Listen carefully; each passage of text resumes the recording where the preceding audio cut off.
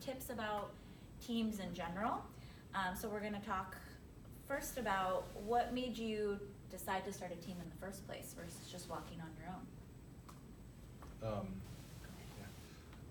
My sister-in-law, my wife's sister, says, "Hey, would you guys think you'd like to do this CHOC walk thing for Kailua-Lani?" I'm like, my wife said, "Sure, we have no idea what you're talking about." And Kailua-Lani has been a patient since day one. Yes. So for us to not ever You even missed out on hear about the 15 years, CHOC girl. I know, walk. really, we did. And she did the walk, my sister had done the walk, I'm sorry to take your thunder. No, go ahead, knock yourself out. My sister had done the walk the year before because she had heard about it and she thought that would be cool. It's at Disneyland, we love Disney, it's for CHOC, we love CHOC. So it seemed like really a match made in heaven for us. So when she did it, she was like, "I really think that you would like this. Like, do you think we can get 6 people?" Back in the day, we actually had to have 6 people to Great count team. as a team. So do you think we can get 6 people to walk? Well, there's 3 of us, there's 1 of you. I think we could get a couple more people. So we started with 10, like I said, and we just reached out to the immediate family, not knowing what we were getting ourselves into. But we really wanted to give back to CHOC for the many years of special care. It's fine. That we got. So anyways, we wanted to give back, and so that's why we wanted to start this team. But after that first year, is anybody first time walkers this year? Oh yeah, okay, so it's gonna change your life. Yes. And it really changed ours, just eye-opening, like you'll never, it's such a great experience, I'm glad you did. But after that first year, just how we, since we're in team building, how our team built from there was the 10 of us could not stop talking about how awesome our experience was in that first walk. Just seeing all of the teams, their shirts, the signs, their stories, meeting other families that were CHOC families. And just like, we were just so touched by it that we just would not stop talking about it. So people would say, "Next year, let me know. We'd like to walk." "Oh, okay." And I would be writing down their names. So the next year when the walk came about, I was reaching out to that list of people that said, "Next year, let me know." And it just built and built and built. 40, 60, 100, 200. Like it just goes like it's just exciting. I don't know. For us, it's the same. Our son's journey started just before his 4th birthday, and he has a plethora of medical issues, but none of them are visual. You can't see any of them. So when we were talking about doing this walk, and I keep going back to the brochure, I should be a poster child, my picture should be on the brochure, because we were in the hospital, he was hospitalized, we were waiting to be released, and there was a little display of them sitting on the end table in one of the playrooms. And so we thought, oh, what is Disney? Like, we're in, like, let's do this. And so we did. And it was the first time we shared publicly our son's journey and what we had been going through as a family. And during that time is when our son turned to us and said, "Mom, I think I have a motto, a slogan for our team." I was like, "Well, we have a team and a slogan, we're in." And so Nolan said, "Some sick kids don't look sick." And that was the start of Team Torres right there, because we really wanted people to know that by doing the CHOC walk, they were helping out families that they didn't even know they were helping. And so that's when we started to share our story. And it was hilarious because you could hear the kind of whisperings at the Little League field. We put up flyers, with this picture on it, and they're like, "Well, he's not sick. What are they doing?" And so it kind of got the ball rolling, because as a family, we didn't know how to share our story. And the CHOC walk gave us a way to do that. And for us, doing our first walk, we didn't look on social media. Did we have that then? We didn't look to see, we didn't look at past videos. We didn't know what to expect. So I thought I was super hot stuff. And I ironed on or printed out the little things from the craft store, and I ironed them onto these shirts. And we showed up, and we had our handmade poster that I laminated in the PTA room, and I thought we were awesome. And I showed up, and I was like, oh, game on. So by the end of the walk, the poster survived because it was laminated, but our shirts had rolled, no one had a logo left on their shirt. And we were eating in downtown Disney, and right then and there, we decided this is something we're doing every year. And I remember meeting and seeing these guys the first year. I believe I got a high five just walking by, and I was like, oh, I like those people. They're awesome. This is great. And that's kind of how it starts, because you're standing, you made me cry, now I'm gonna cry. You're standing shoulder to shoulder with people who are there with their children, who have been there since the beginning, 20 years they've been there at CHOC, and you're standing shoulder to shoulder with people whose children couldn't leave the hospital to come walk with them, but they're still walking. And you're standing shoulder to shoulder with people whose children are no longer here. And they're still there, because the CHOC walk is such a magical experience that you feed off the love from one another. 15,000 of your closest friends. That's what we call it that morning, and that is what it is. And I was joking with you earlier over here. She said this is her first walk. I said, oh, we're gonna hook you in. Like, it's life changing here, And so for us, that's how our journey progressed. And I sit up here with these people right now. This is our family. We joke this is our CHOC family, but really we could just drop the CHOC part, because there are teams that we see once a year. That's the only time we see those people, but we see the big banners and their nicely printed shirts, and and we you do high five them every year, and and it's just an overwhelming feeling of giving back. But for us as parents whose children are still receiving treatment, and it's a lifelong journey, we kind of call it our recharge every year, because we see people coming in every year that are new, and as a parent, it's like, these people care about my kid. They really care about specifically the Torres kids. Like, we can't believe it. Like, you're all there for us that morning, But that's what it feels like as a mom. And that's for us. I don't think there's any other event like it on earth, and there's just not enough thanks in the world for people that create teams and do this with or without a child that have been affected. To me, the ones who are doing it just because they've heard someone share their story, those are the ones that get me the most, because they don't have to be there. And they're just filling us with love. So, all right, what made us start a team? So our daughter was born April 20 in 2017. Okay, she was born with multiple congenital issues. So the first walk that year, we were in the NICU, and like I said, Edgar and I decided that we had heard about it, and you saw a brochure. Yeah, right. So it's, it would be nice for us to get out, and more importantly, our daughter was being taken care of by amazing people in the NICU. And then we shared it with, I think we said to somebody, hey, we're not gonna be here, we're gonna go, and then one of our friends says, hey, how do I go? And then so it just did that, right? And then, like I said, 9/11 of us joined, and last year,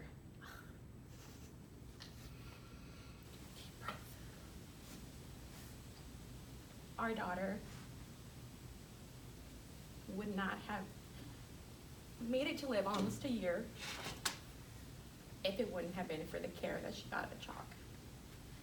So for us to continue to walk for CHOC, is this a part of our heart where we'll always live here. We live about 15 minutes from here. We never really knew what happens behind those sliding glass doors until we were there. Our daughter passed 2 weeks shy of a year old, but our daughter would not have blessed us with that close to a year if it wouldn't have been for the medical treatment, the love of every single person that works at CHOC. So with that being said, we continue to walk, and then both of our families joined us, and friends. And last year, people that couldn't make it for whatever reason, they were like, we're coming out. We have family that's coming out from out of state that couldn't make it last year. We're joining, we want to wear, pink shirts, pink tutus, because that's what we did last year. And it's amazing. And our first year that we walked, it was nice to get out there and walk, but at the same time, I had that fear, as I was walking next to other families that were walking in memory of their child, is that going to be our daughter? Unfortunately, our daughter did, gain her angel wings, but she blessed us all. And again, it all comes back to her home. CHOC is her home. CHOC Foundation, it becomes your immediate family. These are the people you see every day. And again, I think a lot of people don't know what happens behind those sliding glass doors. And it's miracles that happen every day. And here we are. After Maybe we'll just end it there. Call it last year. So we're gonna talk more about stories after. Obviously, this is the true heart of the CHOC Walk. This is what it's about. It doesn't, the rest of it, it's all great and it's, beautiful, but this is really why we're here. This is why we're doing what we're doing. So, yes. So going back to teams, that's what we were talking about. Okay. Can you share how your team journey progressed from starting from the first year, starting from not knowing what you were doing to now where you're at? Which is a very different place. Word of mouth, pretty much for us. Social media was a big hit for us at the beginning too as well. God, what are you guys doing? You're walking. Well, how do we get involved? And I mean, we've got strangers asking us. And of course the advocate for Team Kailulani is back there, and she gives hugs all the time. But it's to the point where tell your story, whether it's your story or how you're connected with the hospital in some way. Obviously we just saw a display of pulling on the heartstrings here just with this panel. Unfortunately, but I mean, fortunate for the future and the future of this hospital. That's what people really want to know, is what I think. They want to know, well, why are you walking? Why is your team, so big? It's because everybody is not just walking for Kailulani. We're walking for everybody in that hospital, and who's going to be in that hospital and who was in that hospital. That's who we're walking for. All right, we're just using the tool, as the CHOC Walk to raise all this money for everybody. So somewhere, tell them your story. Unfortunately, like I say, for lack of a better word, you're pulling on those heartstrings, and people are going to jump right on. They're gonna experience it somehow. They experience somebody in their family or friend has gone through CHOC as well, and it's right there. I just think if you don't have a personal connection, that's okay too, because you just met some who did, and you can share that story. But also every year we have an amazing CHOC Walk ambassador. So like Ella is our ambassador this year, and her story is on the website. You can read about it and you can share that. I mean, that's why it's here. So if you don't have a personal, your son, daughter was in CHOC or that kind of thing, feel free to share ours. Get people connected to the reason why they're fundraising and why they're walking. I think that's a good tip. I agree. Sharing your story and our stories can be your stories. The foundation clearly knows how to get a hold of all of us. If you've heard something today and you think you're going to speak to a group and you want someone to come out and do that, we do that all the time. So there are plenty of families that they can connect you with if you want someone to come out and share a story. But for us personally, as a family, our team has changed so much throughout the years. So we don't have a huge immediate family, and so whatever we're currently involved in or coaching or volunteering at or whatever we're doing, we always include that group. And so for us, who knew a bunch of PTA moms and elementary school teachers would, join us at 4 a.m. at the Disneyland Resort, but they did. And, even high school teachers and coaches and people that have joined us throughout the years, people that they're laughing like, nope. 4 a.m.? Well, yeah. That's why that's at the end of the discussion. So, but for us, in terms of progressing your team forward, that's definitely been it. And I am guilty of something I hope I can prevent other people from. Don't try to do it all yourself. Yes. Listen to these two and most of the other team captains that have highly successful teams. If someone says, hey, I'm thinking of hosting a bunco night at my house because I think I could fundraise enough for, yes, your answer is always yes. Let them do it. Guess what? If you can't be there, it's okay. Let them do it. Because when people are willing to jump in and do something like that, you've got to let them do it because you never know where it's going to go. So as a team captain, it's just your job to keep up morale and to make sure everybody has the information, knows about the information, knows about the website. It's not your job to personally make sure everyone, raises their amount of money. Once you've given them the tools, you would be amazed what people will go out and do for your team and in honor of your team. You know, you'll get phone calls during meetings of people saying, I got this for the raffle and that for the raffle, and you're like, yes, we'll take it. So that's something for us in terms of the progression of the team, is letting other people, you know, contribute in whatever way they may think outside the box. And going to adding a little bit to what Chris just said, I think you'd be surprised. You know, I had that little fear at first, you know, even though we have a nice network of our family and friends and our employers, et cetera, it was that fear, like, people do tell you no, or they say we already help out this organization because there's so many of them out there. But once you share your connection or a story of CHOC, it makes a difference for them. They don't, again, I think a lot of people don't know what happens behind those doors. So as far as like progression, obviously this is only our second big year, so you know, we still got quite some work to do with You're gonna kill it. Make me look bad. And bringing it back to the tools for a second, something I didn't mention is we also have a CHOC Walk app. So if you haven't gone on to look yet, so if you go to either the Google or the Apple store, it's just called CHOC Walk Fundraiser app, so just search CHOC Walk. We just updated it, so it's got a new guest interface. It's super easy to use. It's all available, like really mobile friendly. And speaking directly to recruitment, we have, like I said, pre-crafted messages. So if you go on there, we have a recruit tab that says, get people to join your team. So we have messages that say, hey, I'm walking in the CHOC Walk. I'd love for you to join me. And you can update it, you can edit it, but you can send that directly out through email, through text message, through social media, through all of the social media channels, and it's all just in the palm of your hand. So if you're sitting there for the first time, you want to build a team and you're like, how do I, do I have to go and go to the website, or do I have to tell them in person? It's all available on the website. We have an app and it's all palm of your hand, and it's already ready for you. We've crafted it up so you don't have to think about what to say or how to do it. It automatically links to your team page, and all they do is click that link and click join, and then it registers them on your team. So we make it super, super easy. So when it comes back to recruitment of how to get them actually on your team, we have all the tools just in the palm of your hand. So always use the tools that we give you. Don't make it hard on yourself. We make it really, really simple. So the next thing, going back to teams, how do you guys motivate your team to fundraise now that you have a team? What do you do to get them motivated and excited? And we never want to have people feel the pressure to pay. We don't want you to say, you're gonna come to the CHOC Walk, you have to pay $85. We encourage the fundraising because we want it to be something where it's part of the community. Everybody donates small amounts, and we know, $85 can be a lot. We don't want you to just go out and open your checkbook. We want you to fundraise. So how do you guys encourage your team to fundraise? Incentives to sign up. Let's say you've already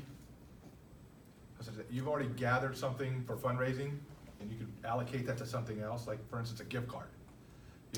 So hey George, your 4 family members, if you guys sign up, by this date or raise this money by this time, we're gonna give you this $50 gift card, kind of thing. Just within your own little team, you could do stuff like that.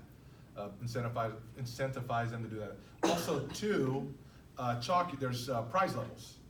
So you raise so much money, you get so many things like Disney tickets.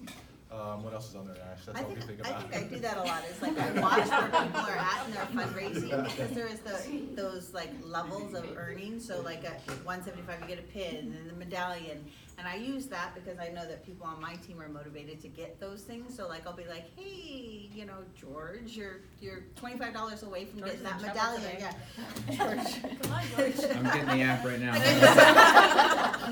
I'm using those and then I will get people, even though they've walked with me for 5 years. Oh, I didn't know we got prizes. You get prizes? Yeah, you get prizes. Yeah, you get prizes. So take a look on the website when they update it about what the prize levels are and what you get when you earn, and then utilize that to help motivate them. But I also, can I go back to the app a little? I work with young people, not kids or in a family, but I work in retail, and I work with a lot of college students, so they don't have a lot of money, but they want to walk. So I encourage them to fundraise, right? But they're all about the social media and the tech. me not so much. But when the app came out, I was like, hey, there's this app, like let's take a look at it. And so I have my app person in the store that will help me, like, you know, learn about it. Now it's all new, so he's going through it again. But it's so easy. He's like, ooh, Tag, this is so easy. Like, I could just do that. I was like, you could just do that. And he would send it out, and like, way at the beginning when we said, just ask for little amounts, 17 people, $5. There's your $85. And I think they get overwhelmed with the $85, especially when they're students and they're eating ramen every night and they, you know, don't have any money. And I was like, $85. I was like, 17 people, $5. You have 1,000 followers. Mm-hmm. And so that's how they earn their money, is they just ask very small increments, but they utilize that app for the young people. So I just kind of go by age appropriateness and like talk social media with the young ones, and I email the older ones, and then, you know, using incentives, like if you sign up by Friday, we'll enter you into a raffle, that sort of thing.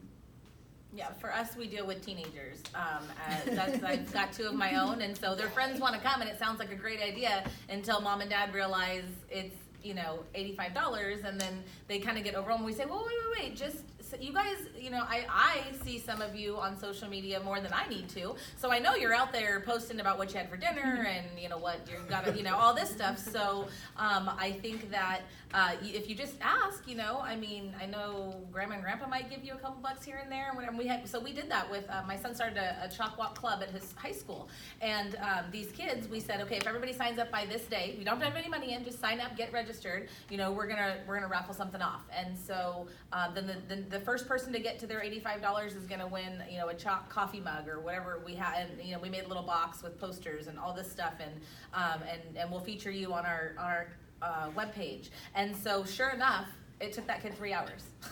3 hours, and it was from 4 different donors, but he has his money and he's ready to go. And he's like, what's the next fundraiser? Because now I want to get a pin and a medallion, and maybe I can get some Disney tickets and whatnot. So just reminding them, I think. And I think because we're starting so early, you'll have people that'll sign up, by the way, the day before the walk, or, you know, and that just happens every year. But we're so far ahead right now, just breaking it down for people. That's definitely the big deal, for us anyways, especially when you're dealing with teenagers. And don't lead with 4 a.m. It's a deal breaker. Yeah. Vicki, you had a question? Yeah, I'm with one of the guilds, and we feature a focus child each year. So it's somebody in our community who is either new to CHOC or has never participated in a walk. And so a lot of them, unfortunately, they're not here today, they couldn't make it, but we've sold their t-shirts for them as a fundraiser. So if you're either a new team or an old team, you know, it's not just to have the t-shirt for the day of the walk, but people that will support you and wear that shirt, and then you could use that as a fundraiser. So if your printer's charging you $7 a shirt, you know, we charge 15 or 20 or something like that, and that goes to that team who's walking. That's amazing. Another thing to add to, as far as team fundraisers, some people who work for a company have a sharing or a gifting program, so that, you know, as much money as you put in, they can match those funds too as well. And a lot of people don't know their companies do that. Yeah. You know, just by asking, it's amazing how many don't know. So really quick tip on both of those, back to the website. So there is a tab under fundraising that says fundraising incentives. That will have all of the listings of the prizes. So the pins, the medallions, Disney tickets, we have a bunch of other things. It's not fully updated yet, but always check back there, and that's where you'll find all the price levels. And then there's another page called matching gifts. So if you go there and you type in your company name or any company name, it will tell you if they will match your donations. So you can just search through there, and then it gives you the step-by-step on what you do. Usually it's like you fill out a form and give it to your HR or anyone that it would say at work, and then they automatically will send it in and match your donations. So those are all available on the website. Any other random tips and tricks relating to teams? Usually restaurant fundraisers, they want you to submit the form 3 months, I think, ahead of the event. At the most, I think it is. So just always remember time frame for that. And do you want to actually talk a bit about restaurant fundraisers, if we don't know what a restaurant fundraiser is? So, like, for instance, like, so we've used Chipotle and Pan Express. Pizza Press, Panera. Pizza Press, Panera, Express. you know, and they'll give a certain amount of proceeds, just like, I think it was Chris, you, or, no, it was Marion, where they came in with a flyer. And some places they'll do all day, some people do it from a certain time frame. We live in Costa Mesa, so we reached out to the fire department and the police department, the city, and usually I deliver flyers to every police station and every fire department. You know, and they'll, during the day, they'll bring the flyer in and, you know, buy food for the station, kind of thing. Any other tips? Any questions Yeah. relating Yeah. to teams as a whole, or team building, or having a team? What's the minimum size for a team? We try to say 6 or more. I know that's been something in the past.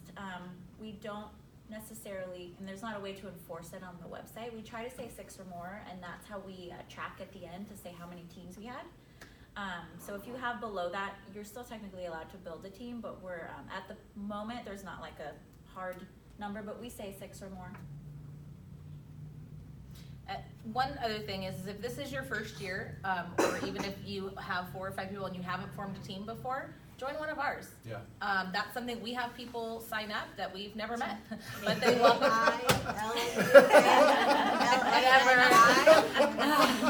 Join our team, get a high five from them when we're walking by, because we'll finish first.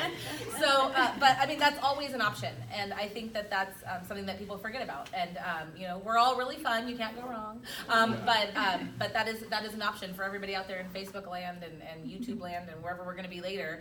Sign up, and we'll go on our app and send you an email and welcome you to our team. And and I think that's something that people should know. And being part of a team is fun. You don't want an ironed-on shirt. You want like a real shirt. It's a good thing. So but that's a welcome out there. And I know everybody welcomes people to join their team. So if it's your first year and you want to hang out with a team and see how it is, and next year you're like, we're on it. We got this. We know what we're going to do now. And but yeah, if it's everybody's welcome. So Yeah. Okay. Is there like a minimum, like a donation minimum? Like No, so it's still you 85 set your per own person. goal, and it's like So the 85 goal, person. just to break that down, the goal is just something you put on there to show what you're striving for. No accountability. It's not like we hold you to that, but it's the same for your personal goal and for your team goal. So it's just what will show up on your team page little thing. But it's for every person is an $85 fundraising minimum. So it just would depend on how many people you have on your team for the team overall. Right. And if someone donates towards your team but they can't walk, someone can't afford, they could walk and that money could go towards them, correct? Okay, and how about the shirts and all that? Is that out of your own expense that you print Yes. those and do all that? Yeah. Ashley is modeling So yes, the shirt that you Yeah, That's a get a shirt. Chalk Walk shirt. So every year it's a new shirt. So we provide you with a Chalk Walk shirt if you have the $85 minimum. And then if you'd like to do a team shirt, that's all on you guys. You guys all have different ways that you create them, reaching out to contacts if you know someone that could help donate or anything like that. But it is something that you guys do on your own. But you do get a Chalk Walk shirt with your participation. And some teams alter the shirts. They'll tie-dye them, they'll put ribbons on them, they'll put their Thousands of names on the people wear back, the they'll shirts, do, but no, yeah, not everybody has No shame. team shirts. Yeah. Some people go with a Disney theme or do, whatever they wanna do. You see everything, tutus and ears and, yeah, it's really festive. But the shirts are very nice, and a lot of teams just use those as their shirts too. Right. Okay, I think that concludes our team portion. So